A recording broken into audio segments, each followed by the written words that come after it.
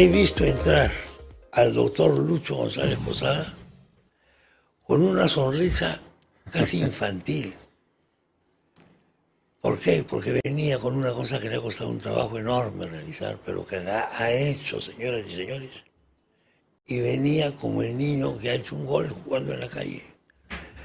Hola, Lucho, ¿qué tal? Hola, Chema, qué gusto saludarte. Y el libro que nos trae es un libro absolutamente excepcional, que se llama 1923, El Comienzo. Este es un año decisivo para entender a Haya de la Torre y posteriormente al aprismo. Un año decisivo, porque es la época de Leguía, es un famoso debate que hay entre el arzobispo de la época, Monseñor Lizón, que era un tipo de polentas, era, y Haya de la Torre, un jovencito, así universitario. Es, como está en la foto ahí. Ahí está, mira, con su saco cruzado. Que era presidente de la Federación de Estudiantes del Perú. La Federación de Estudiantes del Perú. No, y decirte que... Y tu padre. Claro. Porque digamos, esa sonrisa de satisfacción tiene que ver con que le has podido decir a tu padre, he hecho este libro. Así es. Porque lo has hecho pensando en él. Esta es una historia tengo que, esa impresión. Si me permites, comienza dale. de un encuentro sorpresivo. En un mercado, yo estaba caminando y yo vi que un señor me miraba. ¿En un mercado? En un mercado, sí, me miraba, estaba con su terno gris, hasta que se acercó. Y me dijo, perdone, ¿usted qué es de Carlos González Posada? Digo, ¿por qué? Es mi padre, le digo. Me presento, soy Salomón Ponce. Casi. Salomón Ponce fue el tranviario que murió famoso junto a un estudiante en la jornada del 23 de mayo. Muere un obrero y un estudiante. Claro. Y ahí nace el Frente Único de Trabajadores Manuales e Intelectuales, el APRA, porque ahí está declarado por ahí en la torre que esa fue su fecha original. Entonces me pregunta, oiga, me dice, yo no he visto que ha escrito nada de su padre, es que le voy a decir la verdad, yo no tengo nada. La policía entró en mi casa 3 momentos claves. Uno, en la dictadura de Sánchez Cerro, otra en la dictadura de Prado, en el primer gobierno, y otra en la dictadura de Odría. Y cada vez que llegaban a mi casa, se llevaban todo. Entre ellos, algo muy valioso para mi familia, que era la ceremonia, el evento, que el jefe del partido era padrino de mi hermana mayor, padrino del bautismo. Está un álbum completo de fotografías, no tengo nada. Esas fotografías, revisando los documentos, lo encontré en la tribuna. En fin, entonces me dijo, yo le voy a traer algo que he hecho. Y este señor Ponce me trajo su folleto, donde hacía referencia a mi padre, y dijo, ¿dónde encuentro esto? En la biblioteca. Así que me metí en la biblioteca y encontré innumerables citas sobre mi padre en El Comercio, en La Crónica, en El Tiempo, en todos los diarios. Inclusive cuentan cuando él ingresó, trepando los techos con Haya de la Torre por la Facultad de Química, entró acompañando-lo. ¿Dónde quedaba la Facultad de Química? Trepaban techo. Sí, ¿dónde quedaba la facultad? Bueno, quedaba en la misma Universidad de San Marcos, por una puerta lateral, porque ya estaba acordonada por la policía. Claro. Y de ahí leen el manifiesto y salen los muchachos a la calle, ¿no? A distribuirlo. Mi padre inclusive es detenido. Tengo el privilegio, el honor, ahí está en el libro, de que en uno de los mini mítines habló al lado de la torre. Entonces encontré todo este material magnífico. Y bueno, lo primero que hice fue buscar a Alan. Y le enseñé la copia. A ver, comenzó a leerlo y a leerlo y a leerlo. Me dijo, y acá tienes un tesoro, tienes que escribir algo. Por eso es que en la presentación de mi libro se lo dedico a él, porque además él nace también un 23 de mayo, de 1949. Claro, pues. Y esa es la historia. He trabajado bastante el tema, he buscado todas las fuentes. Pienso que es el libro más completo sobre ese tema. Y ahí además expresamos nuestro respeto y admiración a Monseñor Lizón, que fue un gran arzobispo, un hombre sensible, humano, de calidad. Un personaje tremendo. Y a los tres, viene a los tres. Un personaje tremendo, que además entraba, hace un debate con Haya. Así es, a los tres. No tenía problema en debatir.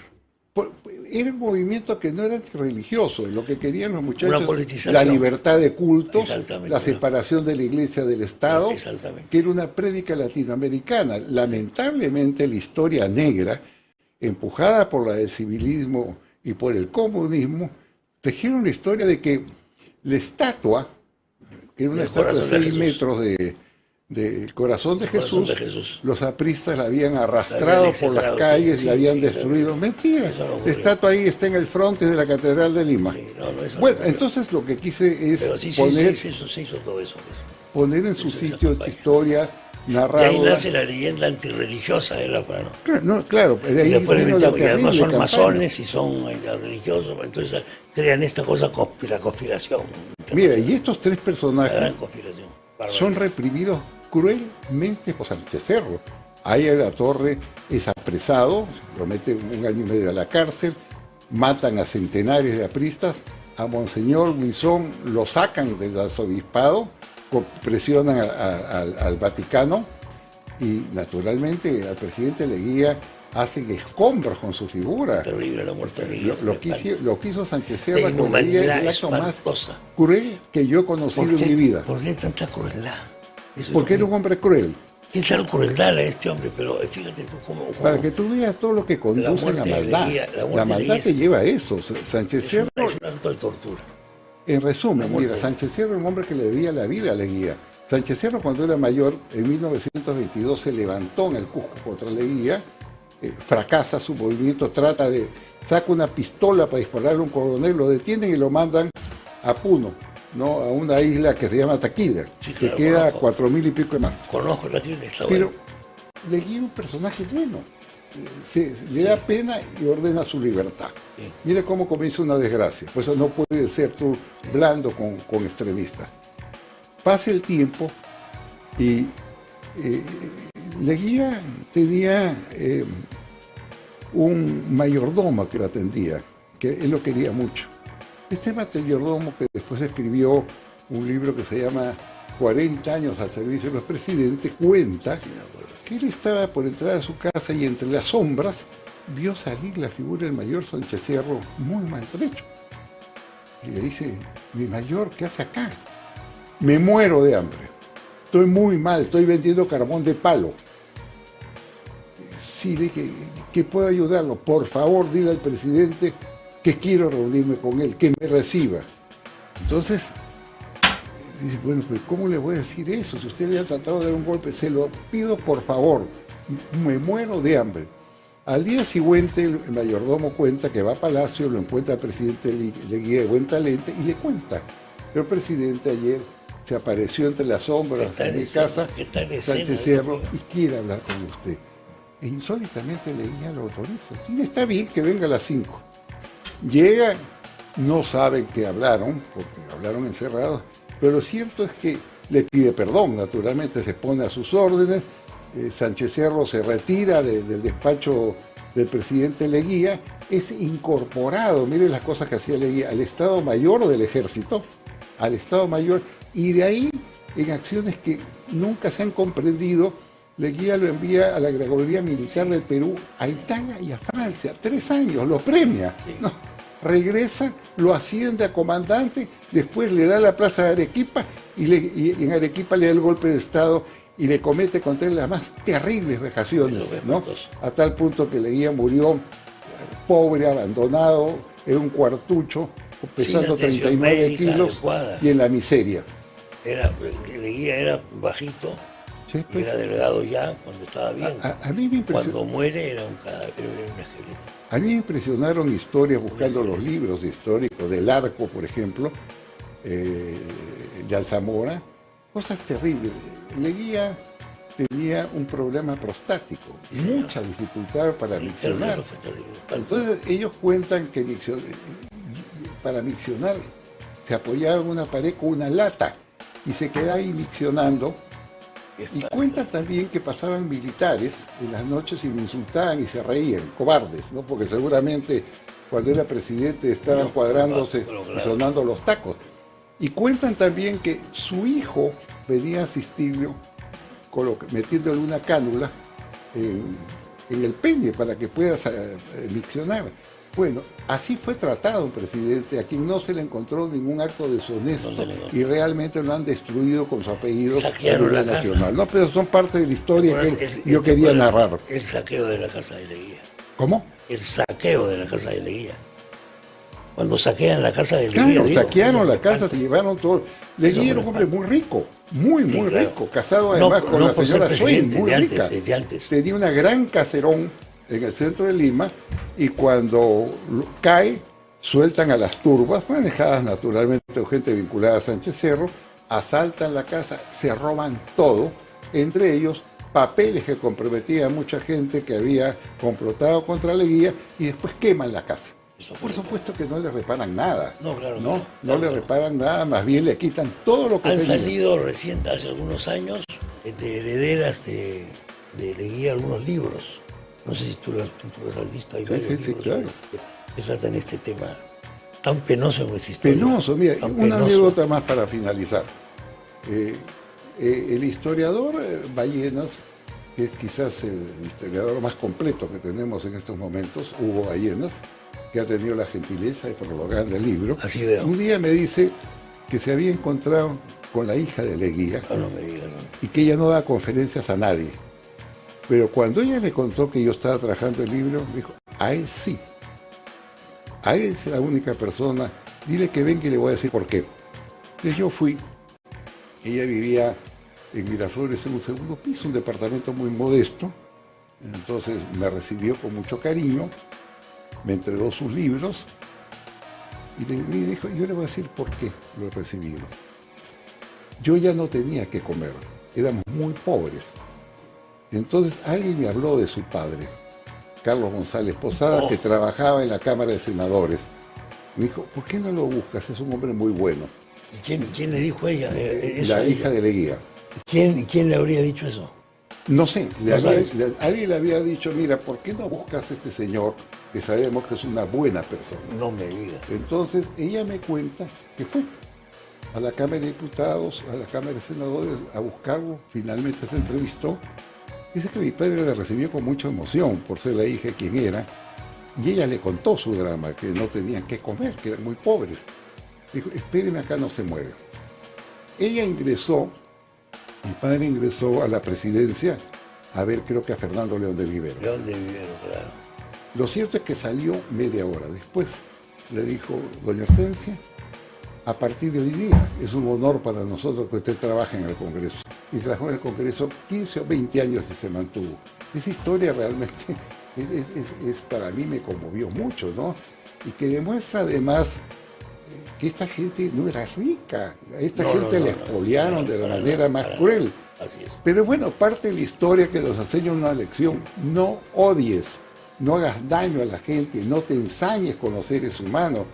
Por eso, mira, yo en estos temas, cada vez que a mí me preguntan sobre algunos personajes que usan los cargos para ensañarse, destruir seres humanos, como el famoso fiscal Pérez, que ha metido año y medio, 3 veces a la cárcel a la señora Keiko Fujimori, le puso un casacón como detenida, la sacó enmarrocada y no ha llegado a nada. El chaleco es ¿no? Y naturalmente la barbaridad que hizo contra Alan García. Entonces esa gente tiene que ser procesada, porque la maldad no la resuelve solo la justicia divina. Para eso acá hay, en este caso, una Junta Nacional de Justicia. En este infierno. Bueno, fíjate. Fíjate tú de lo que esta vez que no podía. El primer libro de Lucho González Posada que trajo acá es sobre el cierre del Congreso. Y está bien escrito, es entretenido, es divertido, tiene ritmo, tiene suspenso. Eso es un mérito de la escritura, más allá del tema que me parece un tema muy importante también. Pero es un mérito del escritor. ¿De qué trata este programa, Lucho? Quisiera saber. Entiendo que trata un poco de Bolivia, ¿no? Sí. Quisiera saber, fíjate, después de hablar de estas cosas, ¿a qué tema tenemos que descender? Porque es un descenso. Descenso. Oye, yo pregunto una cosa, tú has sido canciller, sabes cómo funciona, etcétera. Yo puedo ser cónsul acá de cualquier país porque se me ocurre y me voy a mi departamento, pongo la bandera de, no sé, de la República de Uzbekistán y me pongo una placa, soy cónsul. ¿Es posible eso? Mire, lo que hizo... ¿Qué ha pasado en Puno? Ya, no es posible. Lo que hizo el presidente Arce, que fue el que la designó a la señora Patti, cónsul de Bolivia en Puno, lo que hizo el presidente Arce, designa a esta persona que no era otra cosa que una activista perversa de Evo Morales. ¿Por qué digo perversa? Esta señora se hizo conocida como una mujer radical, violenta, que hizo campaña en Bolivia para que metieran presa primero a la presidenta Áñez, acusándola de terrorismo y sedición. La han sentenciado a 10 años, si no me equivoco. 10 años. Ella presionó. Y después al gobernador de Santa Cruz, a Camacho. También hizo campaña, exigió que la detengan por terrorismo, por sedición, y lo metieron a la cárcel a los dos. Además, Camacho es un hombre enfermo, tiene una enfermedad muy delicada, lo han llevado a una prisión que queda a 4.200 metros de altura. Inclusive ella protestó porque tenía atención médica, dijo, lo tratan mejor que en su casa. Entonces estamos ante un personaje conocemos cruel, ese artículo acá. Radical, violenta. Bueno, y Yáñez tampoco está bien de salud, ¿eh? No. ¿La quién? Yáñez tampoco está bien de salud. Yanina no está bien la señora Yáñez ha estado a punto de suicidarse. Entonces, cuidado. ¿Sabes qué? Lo impresionante de esta historia, porque uno cuando busca hablar, tiene que encontrar las historias. Yo me acuerdo haber leído a Evo Morales. Evo Morales cuenta, y si me permiten que lea un párrafo, cuenta, ahí está escrito, que dice que en una reunión convocada por mi hermano, en ese momento era su hermano, ahora lo acusa de narcotraficante, por mi hermano, presidente Lucho Arce, estaban en la reunión, dice, David Choquiguara, el que había sido canciller, estaba Iván Lima, ministro de la presidencia, estaban los jefes de bancada de senadores y diputados, los presidentes de las cámaras, todos coincidieron que la señora Áñez... Choquehuanca fue el que fue canciller. La señora, sí. Esto fue el 12, sí. el 12 de junio del 22, que la señora Áñez no debería ser juzgada bajo el estatus especial de un jefe de Estado, sino un juicio ordinario. O sea, mandaron que se haga así. Y así ocurrió. Jueces serviles lo que hicieron es cumplir la orden y la mandaron a la cárcel después de tenerla detenida un año. La condenaron a 10 años de prisión. Es un hecho insólito. Entonces, esta mujer forma parte de ese grupúsculo. ¿Y para qué la envían a Puno? No tiene ninguna afirmación diplomática. La envían a Puno porque en Puno sentó su base Evo Morales. Ahí planteó el proyecto de RUNASUR, que es la constitución de una república independiente del sur, conformada con parte del territorio de Bolivia, de Perú, de Chile y de la Argentina.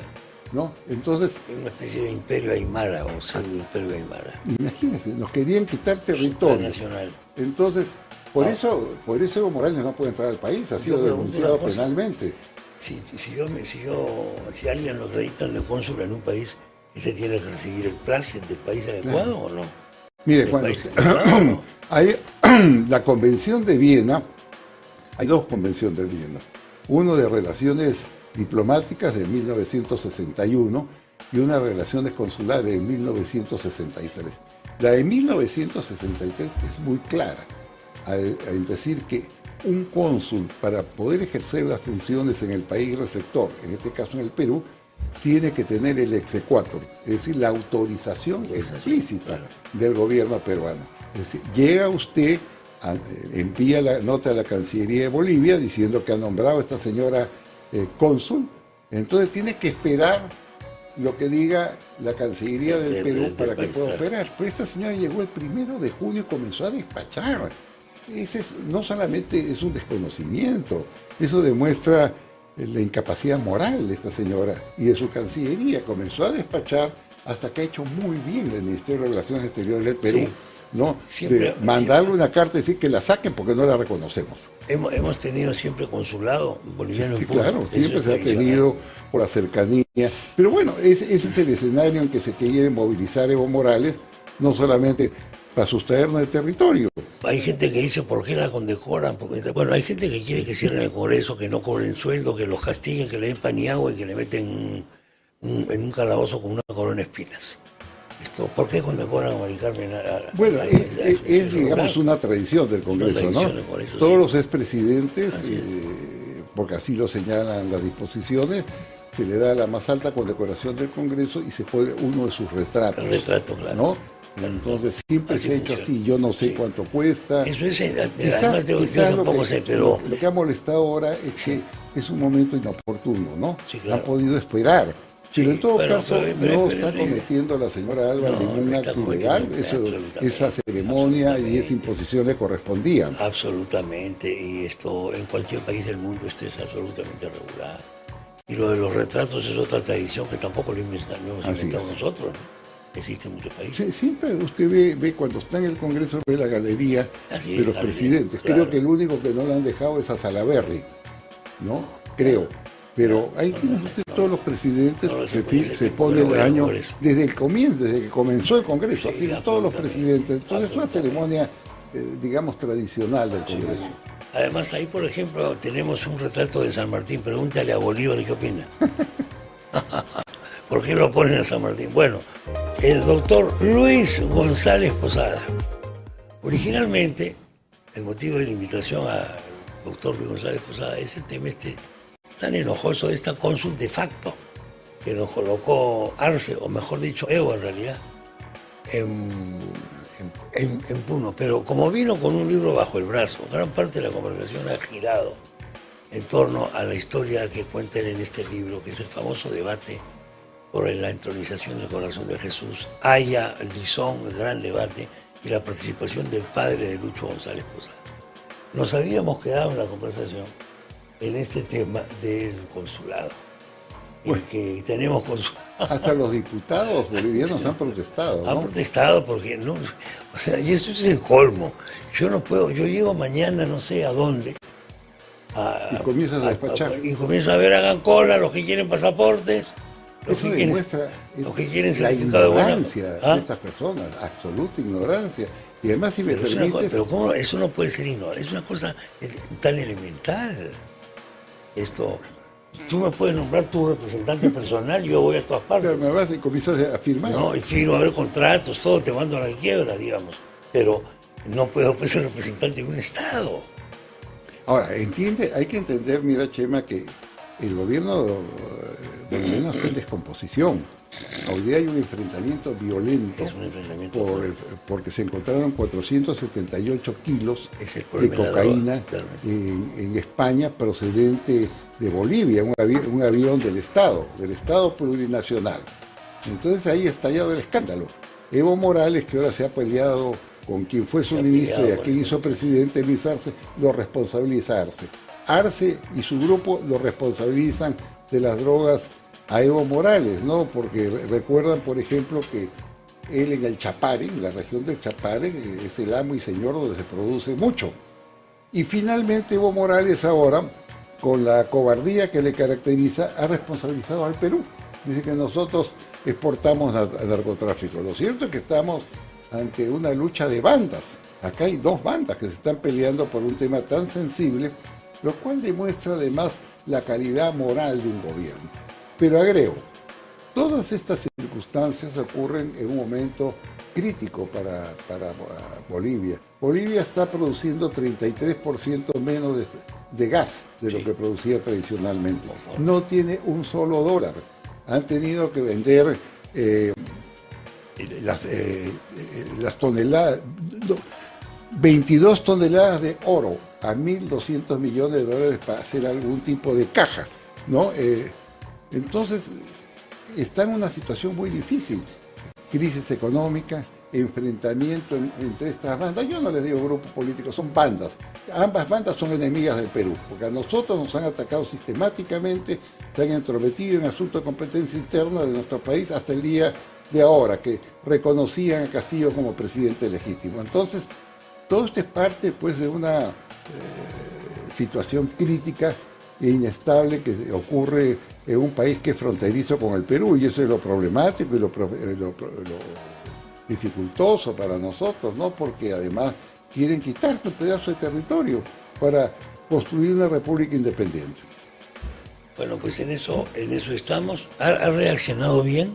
Muy bien, yo creo que la reaccionado Cancillería ha esperado, ¿no?, que esta señora la retiren, y le ha mandado un oficio diciendo que nosotros no la aceptamos porque esta señora desde el 1 de junio, sin ninguna autorización del Estado peruano, ha estado cumpliendo funciones de carácter consular sin estar autorizada. Entonces no ha quedado otra cosa a los bolivianos que retirarla, replegarla, ¿no?, a su país y con la cabeza metida entre las piernas. ¿Cuál es el procedimiento regular para acreditar a un cónsul en otro país?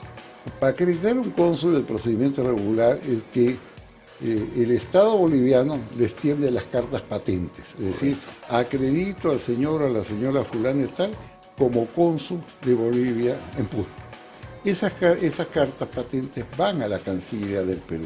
La Cancillería del Perú, a través de la Dirección de Consulares, examina la currícula de la persona, ve su calidad, etcétera, y si está de acuerdo, entonces les tiende la autorización correspondiente. ¿Cuánto tarda ese usted puede, eso depende, Depende. Es muy relativo el tiempo. Usted puede ya ejercer su función de cónsul. Sin eso yo no me puedo sentar ahí en el consulado. ¿Cómo? Sin eso yo no me puedo sentar en el consulado. Eso está normado además por las convenciones internacionales. No, no es una cosa nacional, es una cosa internacional. Es casi el ABC. Son tratados internacionales. El servicio de, claro, eso está en la Convención de Viena. La Convención de Viena, que es conocidísima. Las relaciones consulares, pero por eso llama así es tanto la vida. atención. Bueno, pues nada. Felicidades por el nuevo Muchas libro, gracias. Lucho Siempre González generoso Posada. por tus comentarios. Gracias a ti por la visita. Muchas gracias. Gracias por el libro. Gracias por el libro.